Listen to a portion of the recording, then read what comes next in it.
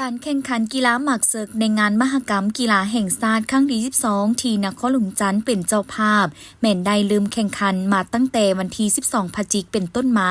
และได้สำเร็จลงในวันที่18พฤศจิกายนผ่านมานี้ที่สโมสรใหญ่มหาวิทยาลัยแห่งชาติซึ่งมี8ภาคส่วนเข้าร่วมโดยซิ่งเอา9เหรียญคำผ่านการแข่งขันผลปรากฏว่า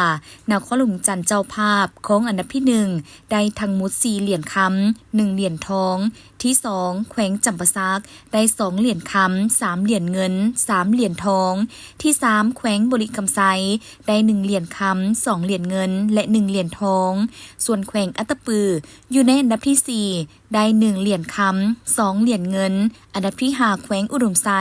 ได้1เหรียญคำ1เหรียญเงิน1เหรียญทองที่6แขวงเซสมบูรณ์ได้1เหรียญคำพร้อมนี้แขวงขมวนได้1เหรียญเงินและแขวงหลวงพระบางได้2เหรียญทอง